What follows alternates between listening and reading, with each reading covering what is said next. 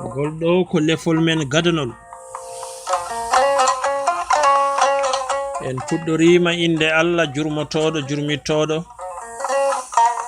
en juuli e ko makko ɓurnaɗo Muhammadu yo jam e kisal gon e mum biɗo on baraɗo ngam dandude fittandu mum ko cahudinɗo on baraɗo ngam hisnude jawdi mum ko cahudinɗo on baraɗo e dow tabitinde neɗɗankagal mum ko cahudinɗo hettiyankoɓe men tedduɓe on calminama e inde on manama e jettoɗe eɗen jogui weltare mawde ngam caggal nde yoga e musidɓe ɗaɓɓiri en yo en juɓɓitin hono deftere professeur Aboubacry Moussa Lam e leppi haala ɗum noon eɗen ñaagui Allah nde hokkata en sembe ngam jofniren ɗum yettere Allah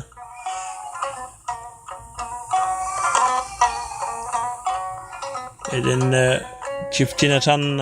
wonde falidi gaci belɗi nana toon ɗi ko musidɗo men hono Mabo Suudu Paate Haadi Samba Tabakali mo juude Guriki e sawtu musidɗo mon Chérif Ba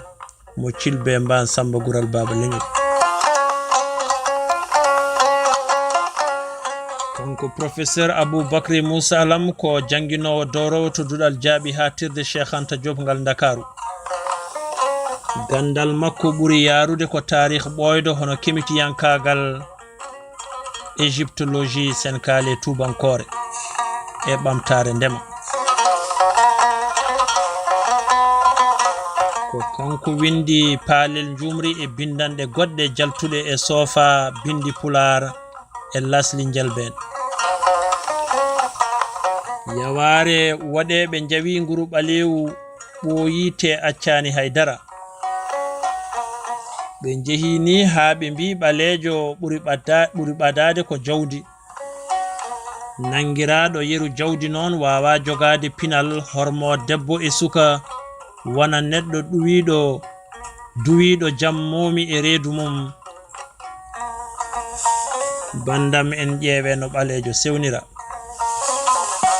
ko ngeɗo toñange ya jooɗo metti gandal ha duñi ɗum e wontude neɗɗo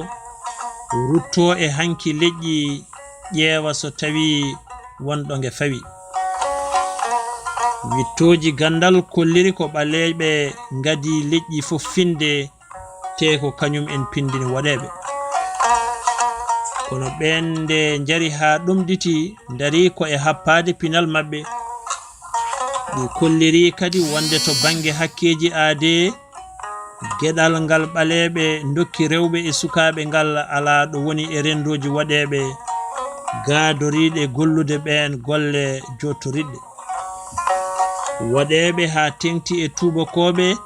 won ellaji bonɗi ɗi Allah bonniɗi gandal feññini e rendoji mumen ɗiɓe kersirtuno hanki kono ɗiɓe dari hande e ɓadde e kala pamaro hoore majjuɗo walla belsinduɗe moɓe pewniti ndeke noon e ndeɗo deftere gandal addani ɓaleɓe jogitari nde ina ittira yaware fawande e mumen nde ina kisnira pinal mumen walla kadi ndi ina perda lawol ɓamtare mumen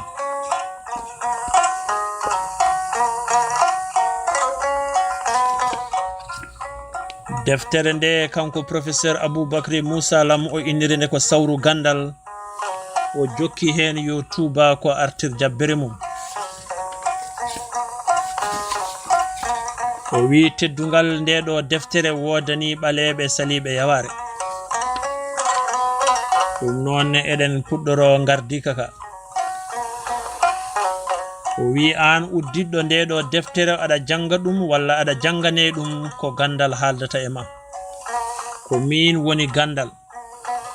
haaloɓe pular ina kewi wiide jawdi e dokke Allah ɓesgu e dokke Allah gandal e dokke Allah ɗum noon mbiyandeke ko jomiraɗo joom bawɗe o rokkata mo wela kono e fannu goɗɗo ko min woni gandal yonta alana kam duuɓi ngalana kam temo heɓimi daɗa bandum en ko heewi gandal non an jangowo nde ɗo deftere walla jangantede ɗum deke wana mere sabu wiyama nulaɗo yo jam e kisal ngone mum hirjini leñol mum e ɗaɓɓoyde gandal hay sinno ko ha Chine joni e on fannu won yaaɓe ni ha nangi wonde jom gandal balɗo ɗanade ha weeti ene wawi ɓurde baraji human binne balɗo rewde Allah ha weeti ɗo haala ene ɗeɓi hawnade seeɗa kono soka ƴewtidama ma taweti ko noon foti wonde waɗi noon ko joom leydi e asamanuji o ko kañum fecci iwdi adama hakkille te hakkillaji serdata ɗumen ko gandal hakkille mo lowani gandal jomum woɗɗodiri e dammuwol ko seeɗa ko gonga Allah ardini ko hakkille nde fawi hen gandal kono ɗum waɗi mo wiide e deftere makko teddunde nde hono Qur'ana ñawore makko e aade jango o fawata ɗum ko e hakkille ko ɗum ni saabi anduɓe ene jaggi wonde mo hakkille mum wirni fof bakkatuji ngalana ɗum kono ɗum fof e waade noon gandal waɗɗani hakkille en ciftini dow seeɗa konngol nelaɗo yo jam e kisal wone mum wonde gandal ene foti jarande neɗɗo ɗo woni fof gila e jawdi ha e tampere ɗangal jungal waɗi noon ko teddungal aade so hakkille yawti waɗaka e ɓingu moƴƴagu waɗaka e ngalu ala joom windere o waɗi ɗum ko e gandal sabu so jomiraɗo wi e deftere mum teddunde nde wonde rokki aade ñeñal e karallagal ɗe rokkani ko heddi e tagore makko nde o rewni ɗum ko e gandal ndeke noon mbeɗa wawi wiide min gandal so neɗɗo woni neɗɗo timmuɗo ko min woni sababu min gandal ko min andini aade taaridi mum ko nafata hen e ko lorlata hen ha o wawi duumade o yeñe e aduna min gandal ko min andinimo hanki makko e hande makko ha o wawa heblude jango makko kono min gandal ɓurmi farnorade fof ko wonde ñawowo hakkunde gonga e fenade jibtowo jibuyaji ha goto fof seera e sikkeji heɓa haqiqa ko ɗum waɗi min gandal mi haalani e fenade haydara kala ɗo fenade fena tawata ko ene muusimi ha ko ɗon tan wawi hadde penale penaɗe e aduna ene keewi kono won hen ɓurɗe duumade e ɓurɗe ɓuttidde ene jeeya e ɗen fenade molanade moole nde woɗeɓe pawi e ɓaleɓe woni joni duuɓi ɗi hakkille wawa nangude boom woɗeɓe arabeɓe e tubakoɓe ɓuri hen teskede mbaɗani ɓalejo ko neɗɗo ɓe jeehi haɓe mbi ko dammuwol tan sabu o soraka hakkille gila mi woɗɗoyani min gandal mi wiya ɗon kam ko Allah e hoore mum ɓe jeddi sabu e deftere makko teddunde nde o bayyini wonde leƴƴi fof jalti koye adama ndeke noon ɓalejo serani e heddiɓe ɓe to banggue hakkille ala so ena wona koto banggue nguru ɗemɗe walla nesuji ko ngoɗo miijo ngo ala dalilu addaniɓe kamɓe arabeɓe e tubakoɓe wattude daade ɓaleɓe e dumbude ɗumen e ɓoggi maccugagu e temedande juɗɗe kamniɗe temedande jeeɗaɓire ha temedande 19 ɓaleɓe ko yeyetenoɓe ɓe termirteno e dare maccuɓe e dahaɓe kono jawdi termirte hande e dare aduna dare aduna o fof ni e ɗin jamanuji musɗi warde ɓalejo e warde ñoño foti hande Allah itti ɗum kono ha joni yaware boɗejo yawino ɓalejo nde nanɗon taw ko nden yaware addani tubakoɓe taccude geeci mbi ene gaddana ɓaleɓe Afrique pinal min gandal nde jurnitimi gueɗe ɗe tawmi ko ɗonne fenande helore koye nan ɗon mami rutto hen yeeso so Allah jaaɓi caggal nde Allah wayli jamanu jimandi tubakoɓe gasi e duuɓi 1960 wonande doole e leyɗele Afrique ɓaleɓe jakorinoma heptude ndimagu mumen ha laaɓa kono juutani way kono haaloɓe pular mbiyata ni wontiɗo wonno alaɗo yano.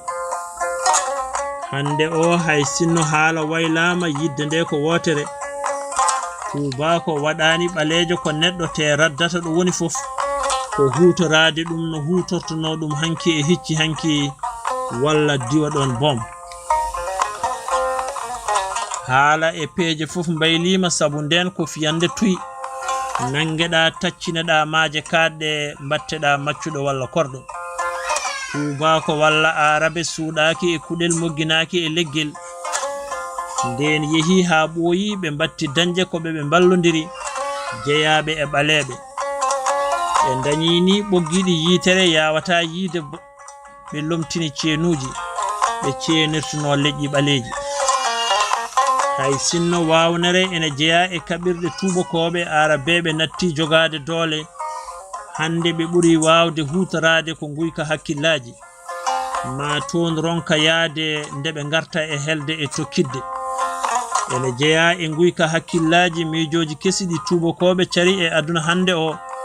baaɗino aduna goto woni mondialisation. Baba leñol yo yurmede Allah woni mum Mamadou Samba Diop ɓurɗo lollirde murtudo wiyanno mondialisation. Hakkeji rewɓe hakkeji sukaɓe. Mo ƴewtindaki fof wiya ala ko ɓuri ɗiɗo miijoji moƴƴude. Tawa noon ko peli tan ɗiɓe tuufi ɓe pulli hen cenglon seeɗa ngam rullinde kala deppuɗo mo rentaki.